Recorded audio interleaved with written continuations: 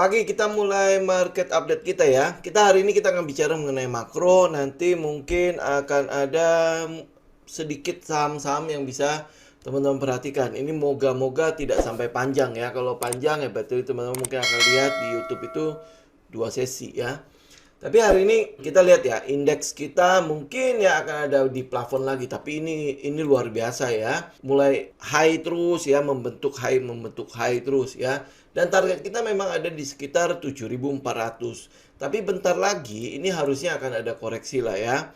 Mungkin di sekitar 7.300 dia akan mulai koreksi kah di dekat plafon ini, mungkin akan ada koreksi dulu, kemudian kembali naik lagi. Ya, yang bisa kita rasakan memang udah luar biasa ya, euforia udah mulai meningkat, udah mulai terus naik kan. Sebelum kita masuk ke dalam saham-saham pilihannya kita, ini saya hampir boleh katakan ya, kemarin di hari Kamis juga saya udah katakan, kita mulai kehabisan barang nih. Ya, mungkin untuk ya teman-teman bilang ini adalah barang-barang murah itu udah mulai agak-agak sedikit kehabisan. Apalagi kalau udah euforia gini ya, market directionnya bagus begini, itu hampir boleh dikatakan setup seperti apapun ya, mungkin yang teman-teman lakukan lah di hari Kamis tuh ya, kita udah lihat ya banyak sekali setup ya yang tidak bagus pun dihajar. Bener ya? Nah, kita mau lihat dulu ya, ini sekarang apa sih yang sedang kita hadapi ke depannya agar kita tidak terjebak benar-benar di dalam euforia ini. Jadi jangan sampai, wah ini kayaknya tidak mungkin turun lagi gitu ya. Kayaknya indeks itu atau market ini akan to the moon.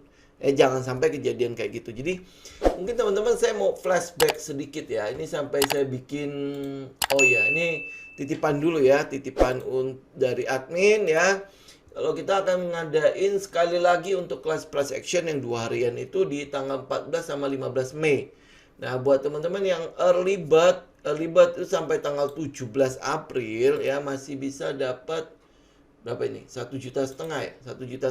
Jadi harga normalnya kalau daftar sendiri itu adalah 2 juta. Jadi teman-teman mungkin keterangan lebih lanjut bisa hubungi admin lah ya.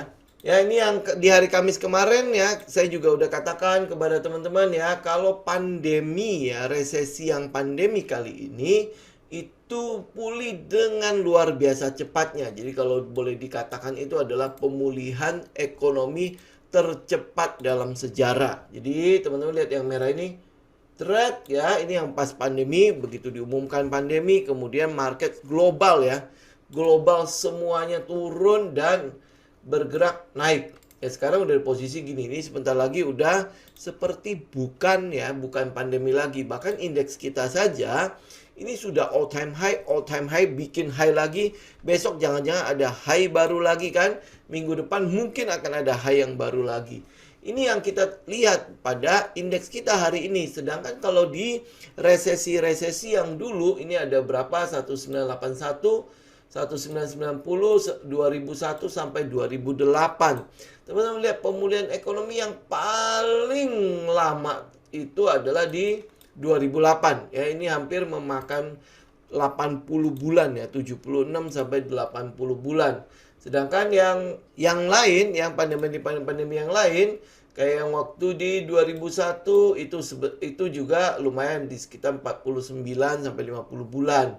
Ya, kemudian yang pandemi yang di tahun 81 juga lama ya, 90 juga lumayan lama. Tetapi yang mungkin yang menjadi penurunan terbesar kemudian pulih dengan cepat itu adalah pandemi kali ini. Ya, kenapa dia bisa pulih dengan begitu luar biasanya ya? Bisa pulih dengan sangat cepat ya. Salah satu alasannya adalah quantity easing ini ya, QE ya. Oh, ini istilah ini pasti teman-teman udah sering dengar lah. Selama pandemi ini kita sering ngomong QE ya. Nah, ini adalah quantity easing. Ya, quantity easing ini apa? Ini hanya untuk menyegarkan teman-teman aja ya.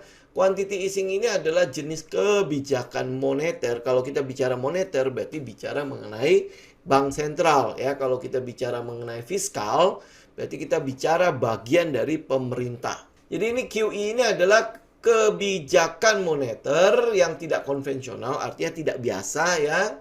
Di mana bank sentral sebuah negara kayak The Fed ya, kayak Bank Indonesia ya, mencoba untuk meningkatkan perekonomian dengan cara membeli sejumlah besar sekuritas. Sekuritas itu berarti obligasi, bonds, ya, surat utang, jangka panjang di pasar terbuka. Jadi benar-benar dia sedang menyerap, ya.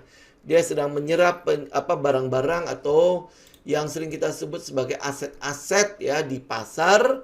Agar apa? Agar si bank sentral itu bisa menginjeksi yang namanya uang beredar. Ya, uang beredar. Tujuannya apa? Untuk mendorong pinjaman dan inflasi. Tujuannya adalah untuk meningkatkan perekonomian. Jadi ini yang kita lihat, ya. Kenapa dia bisa nanjak begitu cepatnya?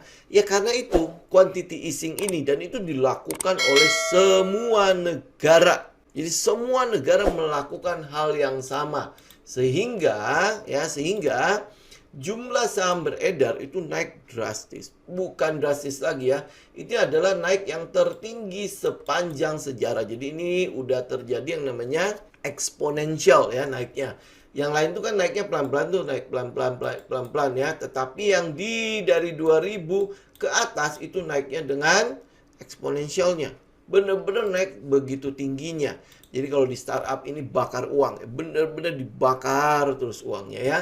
Nah, karena jumlah saham jumlah uang yang beredar begitu tinggi, nah The Fed ini mulai, kalau saya boleh katakan udah mulai panik lah, ya. Udah mulai panik melihat inflasi yang begitu tingginya. Nah, dia udah mulai akan mencoba untuk mengurangi atau disebut sebagai rollover, ya, rollover dari sekuritas yang tadinya mereka serap ini mau dilepas kembali. Cara melepasnya gimana? Dia harus naikin suku bunga. Jadi orang jadi tertarik nih beli bonds atau beli, ya, treasury maupun yang mau dilepas oleh The Fed ini, ya. Kita nggak akan bicara mengenai ini detail, ya. Kalau teman-teman mau lihat detailnya, teman-teman bisa search di Google, bisa search, ya, tanya ekonom atau bikin satu sesi sendiri bareng sama ekonom, ya, untuk lihat detailnya, ya.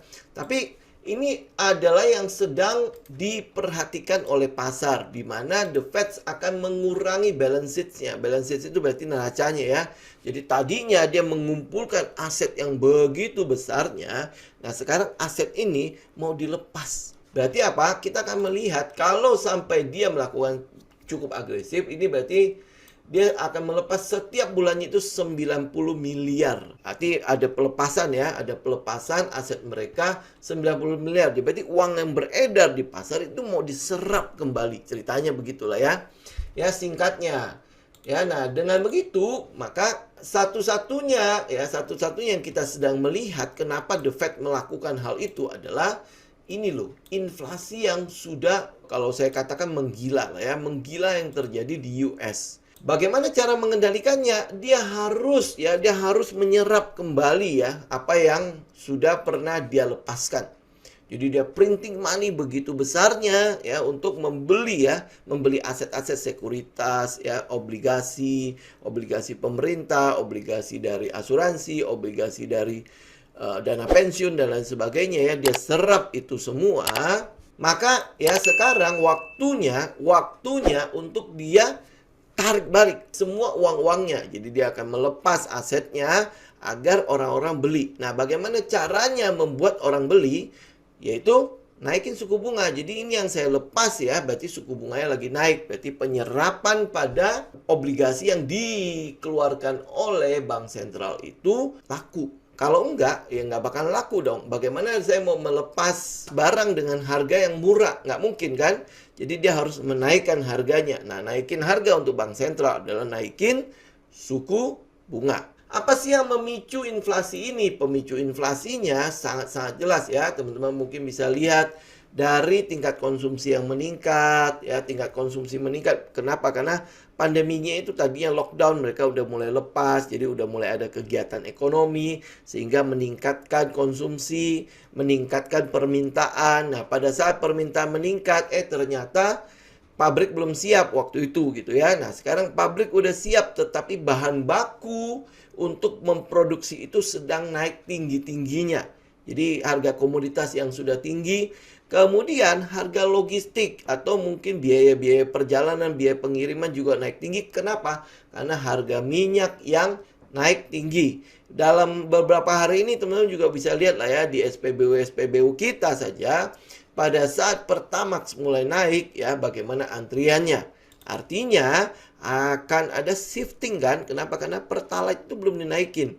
Nah ini juga sudah akan mulai kelihatan lah ya bagaimana Indonesia juga mulai mengarah kepada kenaikan pada inflasi ya. Kemudian yang paling parah yang membuat inflasi menggila ini adalah jumlah uang beredar. Ya, jumlah uang beredarnya itu memang udah gila banget. Tadi kita udah lihat grafiknya ya.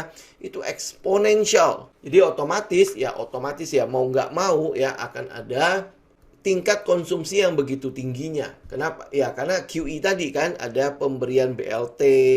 Nah kedua yang membuat inflasi ini mungkin terus menggila adalah adanya krisis di Ukraina Rusia. Ini juga akan membuat si harga komoditas kita kan naik ya. Karena di Ukraina dan Rusia sendiri kita kenal dengan negara produsen. Produsen dari pangan, produsen dari banyak sekali komoditas. Termasuk minyak, gas, segala macam ya. Itu juga di US banyak pangan ya. Terutama untuk gandumnya, jagungnya ya. Jadi ini ada lonjakan pada harga-harga barangnya. Harga bahan bakunya naik tinggi. Mungkin yang kita mungkin bisa lihat ya kayak Indomie. Indomie kayaknya sih belum naik-naik banget ya. Tetapi apakah akan ada kenaikan? Karena harga gandumnya kan sudah naik lumayan kan. Nah kita mungkin akan lihat akan ada lonjakan seperti itu. Ini yang membuat The Fed itu hampir boleh dibilang dikatakan dalam tanda petik frustasi. Jadi dia harus melakukan kenaikan suku bunga yang agresif. Untuk apa? Untuk mengendalikan ini. Kalau tidak, bisa jadi terlambat. Yang udah jelas-jelas, kalau The Fed kan baru menaikkan suku bunga kemarin ya. Di minggu yang lalu kan. Itu pun sudah dianggap sangat-sangat terlambat. Saat inflasi sudah segila ini. 8%. Ini mungkin udah yang tertinggi sepanjang 30 tahun terakhir dari US market. Oke. Ya, nah sekarang kita balik ke Indonesia. Bagaimana indikator ekonomi Indonesia? Indikator ekonominya secara makro itu sebenarnya dalam keadaan yang sangat-sangat bagus. Ya, sangat-sangat bagus. Di mana harga komoditas naik itu membuat kita kebagian nih. Kayak kita bilang apa ya, durian jatuh ya ketimpa durian jatuh. Jadi harga komoditas yang tinggi, kita adalah negara produsen komoditas juga, batu bara naik ya, harga minyak naik. Kita juga masih ada ya masih ada ekspor minyak bumi ya, minyak bumi, gas, batu bara terutama ya. Apalagi nikel yang sedang menjadi primadona saat ini. Belum lagi teman-teman mungkin turunkan lah ya. Ada yang tembaga lah, di situ timah lah, segala macamnya. Itu semua adalah keperluan industri pada saat pemulihan ekonomi terjadi. Nah itu sedang naik tinggi-tingginya. Itu mengakibatkan apa? Neraca perdagangan kita surplus. Surplus nggak tanggung-tanggung. Ini udah 2 tahun ini ya. Sudah surplus terus. Ya, sehingga kita mungkin bisa lihat dari transaksi neraca berjalannya kita, defisitnya itu udah mulai kecil nih. Dari yang 6,5 sekarang udah tinggal 4,6. Ya, diharapkan tahun depan sudah balik lagi ke minus 3% ya defisitnya. PMI manufaktur kita juga masih dalam level ekspansi. Dan itu udah ekspansi lumayan lama ya. Level ekspansi kan berarti di level di atas 50 ya. Nah, belum lagi kita bicara mengenai bagaimana indeks harga saham gabungan kita ini all time high terus. Jadi, sebagai emerging market, kita itu kebagian cukup banyak inflow ya dari data emerging market yang ada, kita kebagian di 1 2 3 4 5. Kita ada di nomor 6 saat ini. Di 157% ya untuk perkembangannya, untuk pertumbuhannya sampai hari ini. Dari kurang lebih plus minus 15 tahun ya, rata-ratanya kita rata-rata setiap tahunnya bisa tumbuh 150%. 150%. Artinya apa? Artinya untuk saat ini kita ada di market yang benar.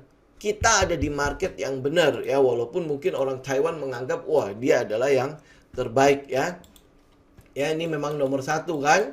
Ya di Asia Tenggara kita memang ada yang namanya Thailand dan Filipina yang lebih baik. Ya, tetapi dari seluruh emerging market yang ada, kita masih di posisi yang ke-6. Jadi it's good, ya kan? Kita penduduk Indonesia, marketnya sedang begini, ya. Berarti harusnya kita bisa memperoleh ya keuntungan-keuntungan yang ada dari market kita, kan? Betul nggak? Ya. Nah, kita lihat sendiri nih dari inflow yang ada, inflow asing pada bulan Maret sendiri, inflow asing ya, pada bulan Maret ya, bulan-bulan sebelumnya teman-teman tinggal cek sendiri lah ya. Pada bulan Maret sendiri ya, kita lihat di minggu pertama iya terjadi outflow sekitar hampir 8,2 triliun. Tapi nextnya itu semua berakhir dengan inflow. Ya dari Maret ya, Maret awal di minggu pertama betul ya terjadi outflow 8 triliun lebih ya.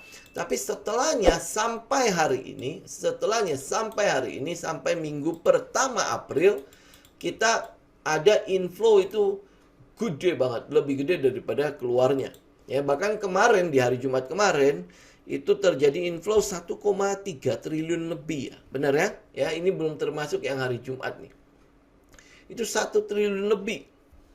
Jadi inflow yang 8 triliun ini ya udah ketutup lah ya dengan inflow yang ada di sini. Ada hampir 3 triliun, sini hampir 7 triliun, di sini ada 4,5 triliun, di sini ada 4 plus yang hari Jumat kemarin, berarti ada 5 triliun lagi.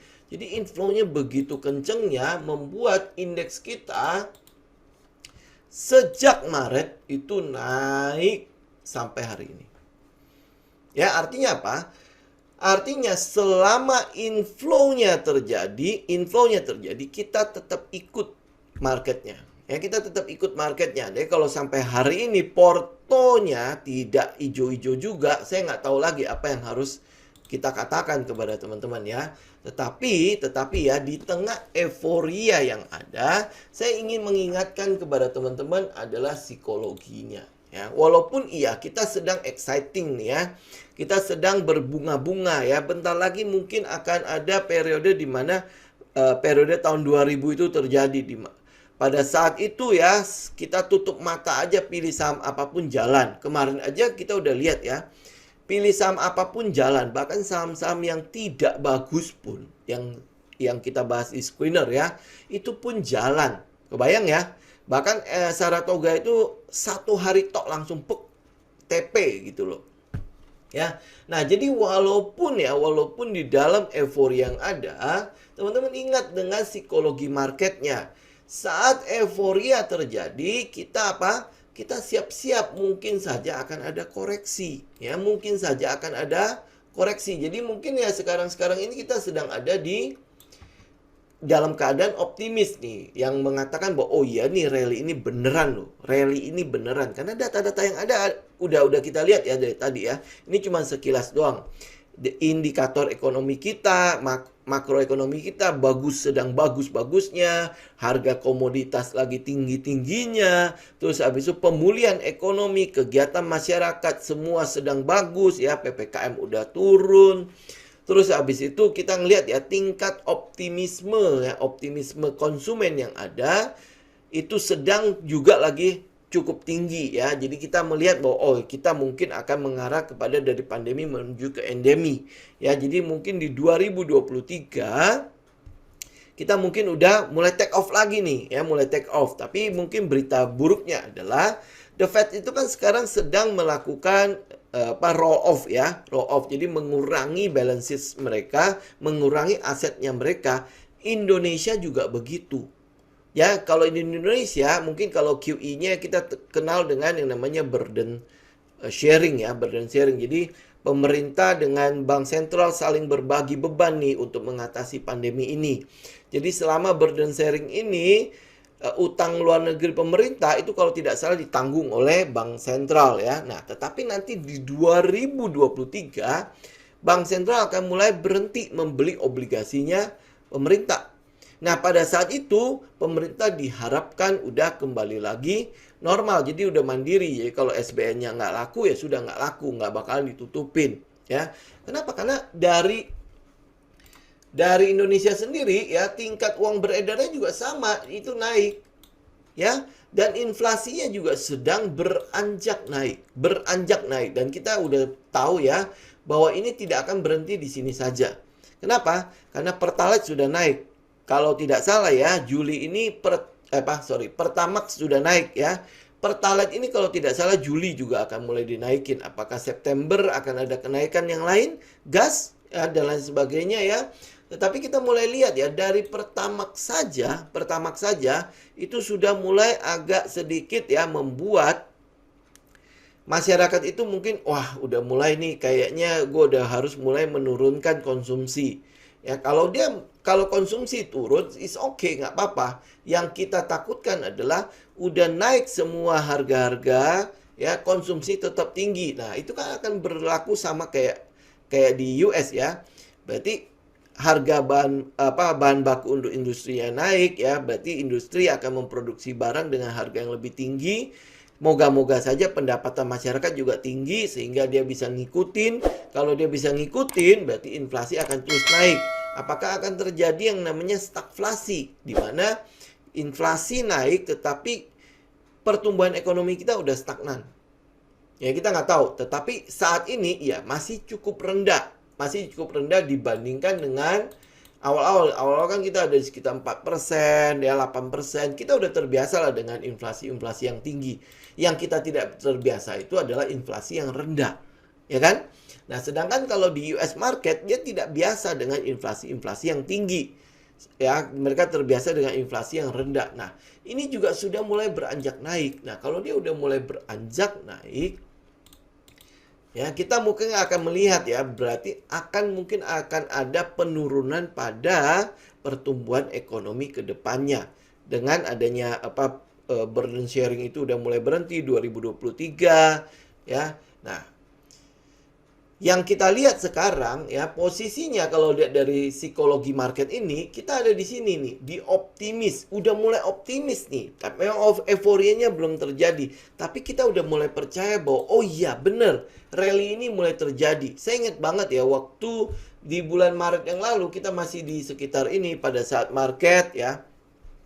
Indeks harga saham gabungan itu masih dalam keadaan sideways. Ada yang bilang ya, catat kata-kata saya, katanya market tidak akan kemana-mana sampai akhir tahun ya, dia akan di situ-situ aja. Tapi hari ini coba teman-teman lihat ya, market udah mulai optimis. Wow, bener nih, rally ini beneran ya, rally ini beneran. Nah, mereka udah mulai timbul sebuah kepercayaan bahwa wah ini akan to the moon ya, akan to the moon ya. Kita mulai lihat harga-harga saham yang murah-murah itu sudah mulai nggak berkurang kan, sudah mulai berkurang. Paling di infrastruktur kita mungkin melihat di konstruksi ya, di telco, di properti ya, dua sektor itu aja nih yang masih dikategorikan murah ya. Sedangkan sektor yang lain, dari 9 sektor yang lain itu sudah naik. Apalagi energi, apalagi teknologi itu kan sudah di atas-atas semua ya kan. Nah, jadi yang kita lihat ya, kita ada di sini nih. Posisinya saat ini ada di sini. Ya, nah habis itu nanti bentar lagi akan ada namanya belief. Udah mulai percaya bahwa ini waktunya untuk full invest. Dia akan mulai sampai ke situ. Jadi teman-teman perhatikan ya, shifting psikologinya. Kita mulai mengarah dari sekarang percaya bahwa ini rally ini ada. Percaya ini rally ini sekarang udah ada. Jadi udah mulai ada optimisme yang terjadi di pasar. Kemudian ya tinggal dikit lagi mereka akan percaya bahwa ini saatnya gue harus full invest. Ini saatnya gue harus full di pasar saham. Ini uang gue ada di mana nih? Uang di laci, uang di bawah kasur, bawah bantal, semua udah akan cemplung ke situ. Lihat ya, dia akan mengarah ke situ. Dan ini namanya pola. Dan itu selalu akan terjadi. Dan akhirnya kita akan sampai ke euforia ini. Ya, saat mereka udah mulai percaya bahwa ini market uang harus dimasukin semua ke dalam pasar saham. Ya, nah saat itu semua orang ya, mungkin teman-teman tutup mata udah mulai buy ini, jalan. Nah, itu teman-teman udah mulai lihat ya. Saatnya akan mulai tiba di mana kita akan sampai ke euforia ini. Di mana semua orang akan berpikir, Halah, ngapain ya, technical. Udah lu cemplung aja ke situ udah pasti jalan. Ngapain susah-susah melakukan research? Ngapain susah-susah gini. Nih lihat nih porto gua. Nah, mulai zamannya itu ya. Apa itu namanya? Influencer ya, influencer yang nggak pernah di saham tiba-tiba nongol, ini gua trading loh, ini hasilnya segini. Nah, itu ya, saat itu tiba, saya cuma mau ingatkan doang, kita udah siap-siap pergi. Ya, kita udah siap-siap pergi. Oke? Jadi kesimpulannya apa? Dari data-data yang ada, benar ekonomi saat ini mengarah kepada relaksasi, ya, relaksasi. Tetapi itu sehat sebenarnya, ya, sehat untuk pergerakan ke depannya. Dan saat ini itu belum waktunya. Saat ini belum waktunya. Tadi yang saya bilang ya, kita masih baru ada di optimis bahwa oh benar rally ini benar sudah terjadi ya. Jadi anggapan orang-orang itu begitu, ini benar rally-nya sudah terjadi ya. Ini saatnya nanti mereka akan mulai meningkat ya. Saatnya dimana nanti uang apapun lah ya, mereka akan cemplungkan semua ke situ ya. Mereka akan mulai masuk ke pinjol, yang seperti kita bilang ya, greedy-nya udah mulai nongol ya. Pengen ke BBCA segera, pengen ke BNGA segera ya, pengen ke KTA segala macam, ambillah semua ya, itu langsung cemplung situ ya. Jadi hati-hati ya. Ya, ini saya mau ingatkan. Ingat, kita memang betul ya masih dalam keadaan yang baik-baik saja. Sampai April ini juga kita masih dalam keadaan baik-baik saja. Kenapa? Karena dari indikator-indikator yang ada, kita on the track ya, on the track. Termasuk di psikologi market ini juga kita masih on the track ya. Oke? Nah, tetapi jangan lupa di depannya itu sudah akan ada kegiatan di mana relaksasi terjadi. Saya pakai kata relaksasi agar tidak terlalu menjadi negatif banget di market. Katanya jangan gitu ya. Mereka sedang positifnya jangan dipatahkan. Ya, orang lagi positif ya. Dulu pandemi kan tidak ada ya mau positif kan. Pengennya negatif. Tapi kalau dalam hubungan market, lu janganlah kasih yang negatif-negatif ya, kasih positif terus. Nggak bisa masalahnya. Market itu turun naik seperti ini ya. Oke, yang kedua, kita berada di pasar yang tepat. Oke, kita udah ada di indeks yang tepat. Jadi teman-teman sudah ada di area yang tepat lah. Lahir di Indonesia ya, punya KTP Indonesia, kita bisa trading di Indonesia ya. Kita sudah ada di tempat yang tepat. Bahkan ke depannya ruang untuk bertumbuhnya perekonomiannya kita itu masih kebuka banget. Masih terbuka sekali. Kita masih lihat di Indonesia Timur itu kan masih belum terjamah benar-benar ya. Makanya ada pembangunan IKN ya, Mandalika segala macam semua dilakukan. Pemekaran provinsi di Papua itu juga dilakukan. Agar apa? Pemerataan ekonomi kita benar-benar bukan cuma di Jawa, bukan cuma di Sumatera, tapi udah terjadi di Sulawesi, Kalimantan ya, Maluku, dan sampai ke Papua. Jadi kita masih lihat ya, ruang kita untuk bertumbuh itu masih tinggi sekali. Jadi ya kita 7.000 itu masih jauh lah. Ya, masih jauh. Di indeks Nikkei aja 20.000, indeks Dow Jones juga udah 30.000 ya. Kita masih banyak IPO. Senin ini IPO akan ada listing Goto ya, Goto. Jadi ya kita lihat indeks kita ke 7.300 juga cukup ini ya, cukup terbuka. Oke? Nah, yang ketiga, teman-teman jangan lupa persiapan kita dalam menghadapi koreksi market ya. Kita ikut tren untuk saat ini. Betul, kita ikutin trennya sampai mendekati puncak. Kita nggak tahu puncaknya di mana ya, tetapi teman-teman bisa mulai merasakan lah shifting psikologinya. Sudah bisa mulai merasakan bahwa oh, ini sudah mulai kok kayak mirip ya tahun 2000 ya.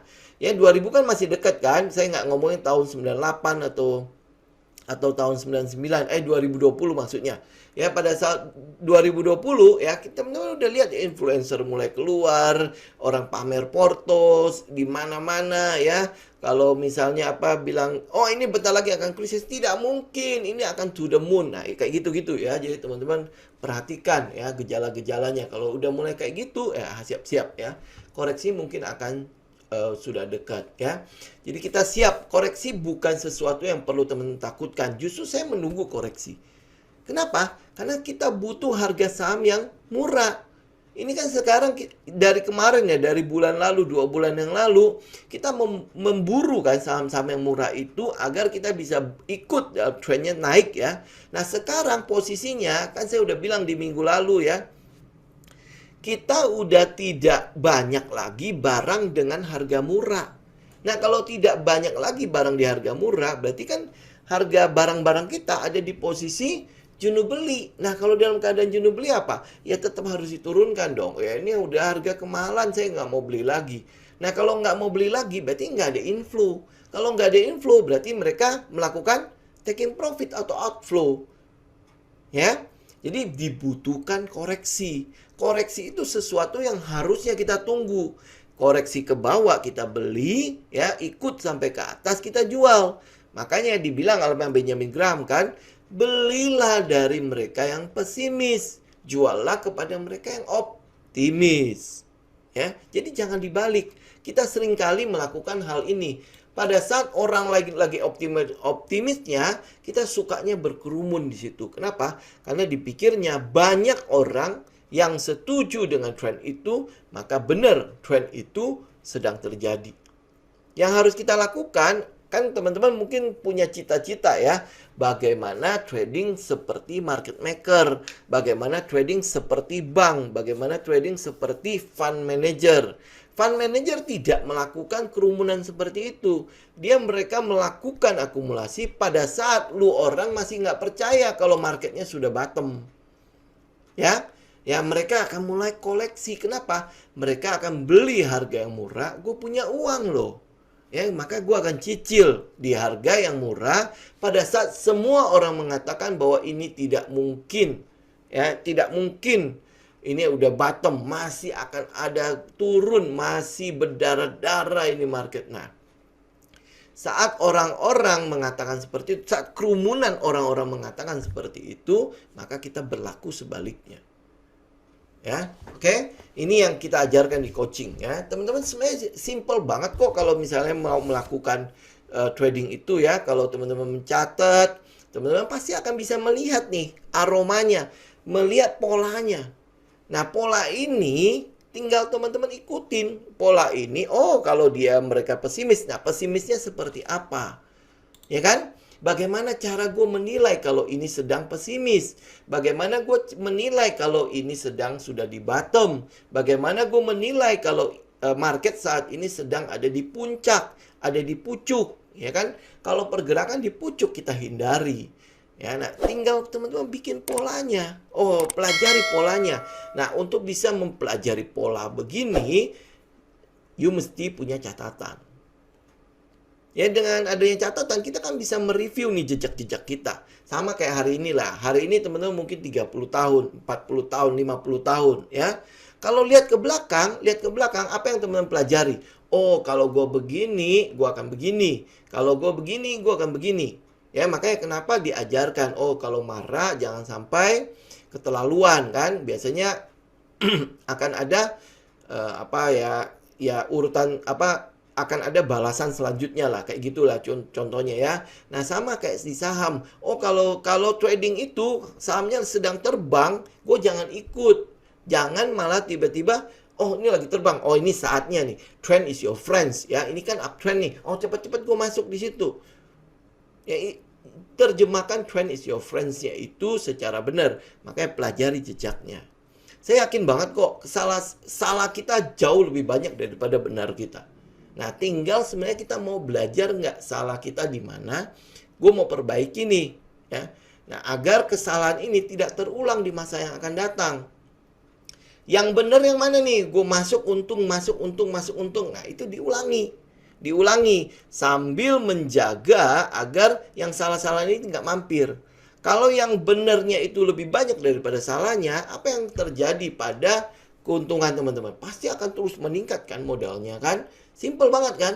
Sederhana banget. Jadi nggak perlu harus mencari, wah gue harus pakai jurus pamungkas ABCD. Ya, gue harus pakai jurus pamungkas bumi membelah bulan dan lain sebagainya. Oh, cari yang kayak gitu-gitu. Enggak. Trading itu harusnya simple. Simpelnya gimana? Sederhananya pada saat seperti apa gua rugi. pada saat seperti apa gue untung. Udah, teman-teman lihat. Nah, oh pada saat gue begini gue rugi, bikin aja ya syarat dan ketentuannya. Oh pada saat begini gue untung. Udah, pakai aja itu. Selesai, nggak perlu gue harus tahu Elliott Wave, gue harus tahu namanya harmonic pattern, gue harus tahu yang namanya ini itu, nggak usah. Teman-teman namakan aja sendiri metode trading teman-teman dari hasil teman-teman evaluasi jejaknya. Ya, oke? Itu doang. Ya, jadi semua itu ya, ini yang keempat ya, semua ini kembali lagi kepada bagaimana teman-teman melakukan antisipasi. Bagaimana risk dan money manajemennya. Bagaimana kita disiplin pada trading plan. Ini bolak-balik cuma di situ doang. Oh, bagaimana gue tahu kalau dia akan crash? Ya, pada saat kita buka semua posisi kena stop loss, buka posisi kena stop loss, buka posisi kena stop loss. Ya udah, itu udah keluar, jangan ada lagi di situ. Kita tahu kita udah di sini. Ya kan? Oh, buka posisi semua cuan, buka posisi semua cuan, buka posisi semua cuan. Oh, sini buka posisi semua cuan. Pada saat dia turun ya, ini market udah mau koreksi apa belum ya? Teman-teman tinggal cek dengan trading teman-teman. Oh, gue masuk kena stop loss. Gue masuk kena stop loss. Gue masuk kena stop loss. Udah jangan lagi. Oh, berarti udah pasar udah mulai. Ya, udah mulai sedang ada di fase dimana perubahan trend itu mulai terjadi. Ya, kita udah mulai keluar. Itu risk management kita. Itu kenapa kita butuh yang namanya trading plan. Oke? Ya. Nah, ini enough dengan data-data ini. Kita balik ke chart ya, kembali ke chart, kembali ke laptop. Nah, saham-saham seperti apa ya kira-kira kita masih bisa collect lah ya di minggu depan ya, selain yang di hari Kamis, di hari Sabtu, di hari Selasa. Teman-teman lihat kembali lah, itu kalau misalnya masih ada saham yang murah-murah, teman-teman buy. Ya, ini saya hanya mention doang untuk minggu depannya ya. Ada beberapa saham yang teman-teman bisa lihat ya. Kita mulai dari itu Abjad A dulu ya, yang langsung kelihatan sama saya. Ini di hari Kamis kemarin kita udah mention mengenai si auto. Kalau teman-teman udah punya barang, hold. Kalau belum punya barang, teman-teman masih bisa melakukan buy ini. Ya, siapa tahu dia masih ada penurunan sedikit ya di sekitar 1100 ini ya, 1140. Ini cuma 25 poin doang kok. Ya, siapa tahu dia bisa turun sampai ke situ atau mungkin ke sekitar 1100 dia sampai ke bawah situ. 1100 enggak. Ya, jangan sampai lewat dari 1125. Jadi, kalau dia masih ada pullback di sini, pullback dengan volume yang kecil auto, teman-teman masih bisa buy di sini. Ya, kita mulai dari auto. Kemudian saya mungkin akan mention sedikit mengenai Krakatau Steel. Krakatau Steel juga sama ya. Kemarin dia udah breakout, ini udah mulai ada pergerakan naik. Kita tinggal lihat nih di area 390. Kalau 390 dia breakout, ini udah saatnya fase dimana kita mulai ikut lagi pergerakan dari Krakatau Steel. Moga-moga ya, ancaman Krakatau Steel ini kan ada di pabrik itu ya, pengolahan bajanya ya, yang saat ini sedang disorot sama KPK. Ya, moga-moga itu tidak ke blow up dalam bulan ini. Jadi nggak ada inilah berita-berita negatif tentang Krakatau Steel. Kalau dia tidak ada berita negatif tentang Krakatau Steel ya, maka break 390 teman-teman ikut. Ya, break 390 teman-teman ikut. Bawahnya teman-teman nggak usah pedulin. Ya, break 390 ikut ya, ikut. Pergerakan pertama itu ada di sekitar 472. Ya, moga-moga dia bisa balik kembali ke sekitar 500. Ya, ini yang kita lihat ya, dari pergerakannya ini kan adalah descending triangle ya, dan itu sudah break. Kita cuma tinggal ini aja menunggu sampai break 390, udah kita tinggal ikut ya. Moga-moga tidak ada berita dari KPK yang enggak tentang Krakatau Steel. Kemudian ada satu lagi namanya Cobex. Ya, Cobex ini kan dia sedang pullback. Ini harusnya sih mungkin besok akan mulai jalan lagi. Ya, kita moga-moga ya, kita lihat di market hari Jumat kemarin ini memang sudah mulai akan ada pergerakan kan. Ya, moga-moga dia sudah mulai bergerak, udah selesai turunnya. Tapi saya tetap berharap ya dia bisa benar-benar retest dulu ke sekitar 330. Tapi kalau enggak, teman-teman lihat ya, besok mungkin saja dia akan sudah mulai bergerak. Target kita sebenarnya masih di sekitar 442 ya. 442. Nah, kalau lihat dari UNTR kan sudah bergerak ya. Harusnya COBEX ini ada peluang. Bedanya COBEX dengan UNTR ini punya basis Astra. Ini kan punya Astra UNTR ya. Kemudian dia punya tambang emas. Sedangkan COBEX ini benar-benar cuman murni jualan alat berat. Ya. Nah, jadi moga-moga ini ada sedikit penurunan lagi lah. Turun ya sampai udah selesai, jauh lebih enak sih ya. Dia bisa turun retest 332 atau mungkin ada shadow kali besok ya. Shadow 332 ya, 334 ya, teman-teman udah bisa mulai buy. Ini jadi buy on pullback ya. Buy on pullbacknya. Habis itu kita ikutin pergerakan ke atasnya. Ya, kalau udah bicara mengenai COBEX ya berarti kita bicara mengenai UNTR. Ini kita tunggu berapa lama? Ya, tunggu hampir berapa lama ya? Dia koreksi dari awal Maret. Nah, ini awal April, 1 bulan. 1 bulan akhirnya dia breakout. Kalau teman-teman udah masuk ya udah hold. Hold target kita ada di sekitar 34.000. Ya. Ya, jangan bilang sama saya nggak beli ya. Ini udah lama loh. Kita tungguin loh ya. Kita cuma butuh dia di 27.700. Break. Udah. Ini udah tinggal ikut aja. Kalau besok dia ada pullback, bagus. Ya, pullback 27.700. Teman-teman buy, targetnya ada di 34.000. Oke. Kemudian saya mention sedikit ya mengenai batu bara. Paling ya 2 saham ini saja, PTBA. Ya, ini kalau teman-teman udah buy ya berarti tinggal hold ya. Kalau belum buy, ini masih ada kesempatan terakhir buat teman-teman. Berapa ini? 3.620. Ya, break itu teman-teman buy tapi hold ya, jangan lupa ya. Hold. Ya, hold. Jadi mungkin akan ada pullback lagi. Tapi ya tinggal kita lihat ya. 3.600 sampai ini berapa? 3.760. Jadi kalau dia ini area ini dia bisa break.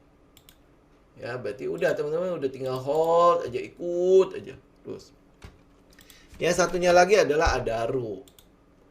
Nih, Adaro ya 3.280 ya, 3.280 break. Ya, teman-teman ikut ya Adaro. Ya, habis itu mungkin saya akan mention sedikit mengenai CPO. Walaupun aromanya itu tidak terlalu enak ya. Aromanya tidak terlalu enak karena mafia minyak goreng itu lagi diselidiki nih ceritanya. Ya. Jadi moga-moga ya nih LCP berarti Bimoli ya. Bimoli tidak sampai kena lah. Benar ya, LCP Bimoli kan. Nah, jadi moga-moga dia nggak akan kena. Jadi kalau dia tidak terlalu kena, ini kan kemarin sudah bisa buy on weakness ya, buy on weakness. Tapi kalau teman-teman mau tungguin konservatifnya itu break 1560. 1560 break baru kita ikutan. Ya, walaupun sebenarnya hari kemarin itu udah bisa kita beli, atau besok misalnya dia break 1500 teman-teman udah bisa ikut duluan. Ini untuk agresif ya. Untuk agresif teman-teman udah bisa ambil duluan. Kemudian ada namanya Ali. Nah ini Ali ya. Kalau mau ini sebenarnya udah bisa mulai buy ya 12.750 sampai ke sini. Ya, ini areanya nih sampai 1.300. Jadi kalau dia udah break 1.300 itu berarti teman-teman udah ada di dalamnya ya. Udah ada di dalamnya terus ikut aja pergerakannya. Ingat ya, ikut pergerakannya. Nah, sama saham satunya lagi adalah saham Bimoli itu sendiri ya. SIMP. SIMP teman-teman perhatikan ini pilihan terakhir lah, pilihan terakhir buat ya LCP Ali sampai ke SIMP. Ya banyak kan yang mau di SIMP ya karena pergerakannya kan lumayan bumpy ya. Nah, ada yang suka seperti itu. Jadi ya udah saya sertakannya sekalian ya. Teman-teman kalau misalnya lihat ya, ini area 500 ini adalah area yang cukup seksi untuk teman-teman buy. Tapi kalau teman-teman tidak mau agresif, berarti tungguin SOS barnya nongol. Tungguin SOS barnya nongol, nah itu masuk. SOS bar, volume gede, masuk di situ. Ya ini SMP. Kemudian untuk teknologi ya, untuk teknologi MTDL.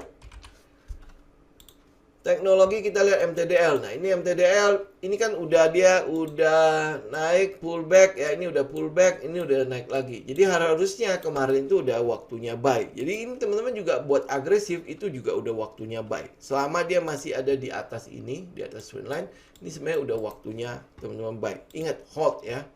Hold MTDL itu nggak mungkin jadi dalam waktu dekat. Ini adalah saham yang berhubungan dengan position trading.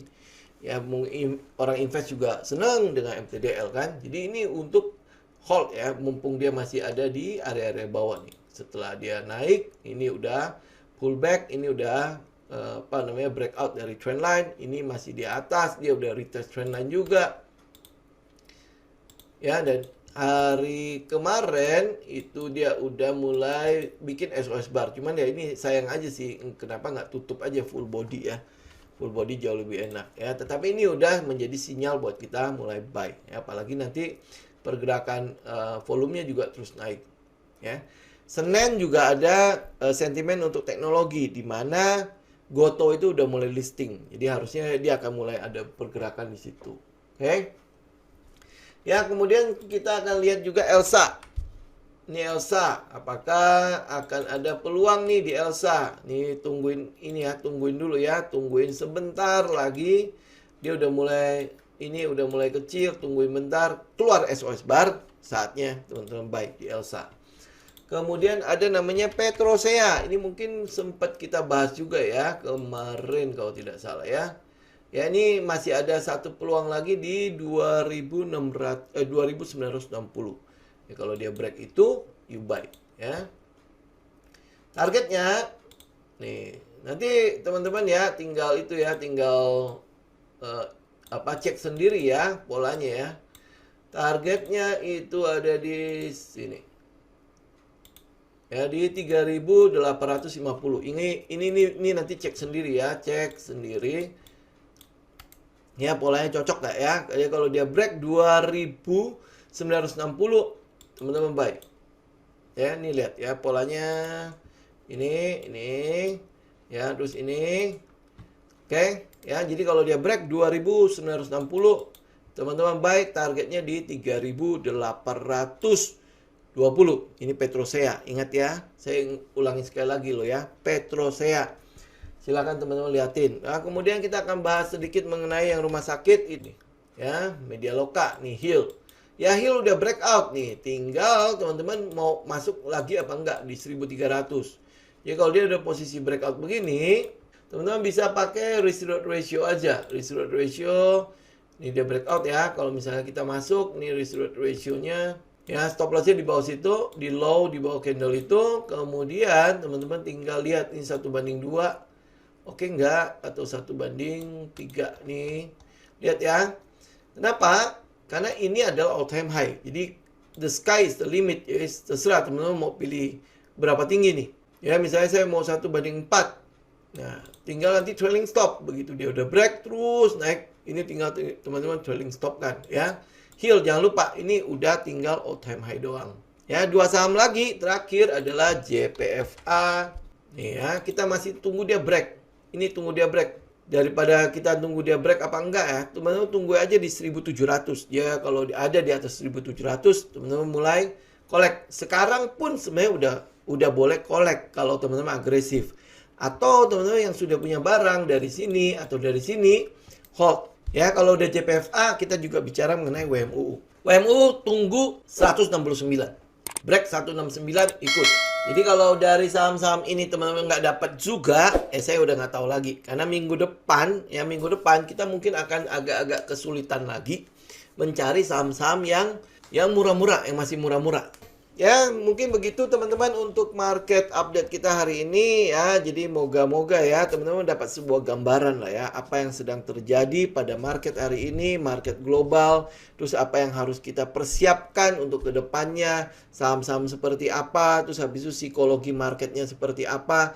Jadi jangan lupa ya, risk management, disiplin pada trading plan itu akan menyelamatkan kita. Kita nggak pernah tahu dia akan crash kapan, dia akan euforia kapan, kita tidak pernah tahu. Tapi ujung-ujungnya balik ke yang namanya psikologi, risk management, ya, disiplin, trading plan, semua hanya balik ke situ saja. Ya, bagaimana kita melakukan trading dan akhirnya cuan di situ. Oke. Semoga ya minggu depan adalah minggu yang baik buat teman-teman ya. Oke. Thank you semuanya. Happy weekend.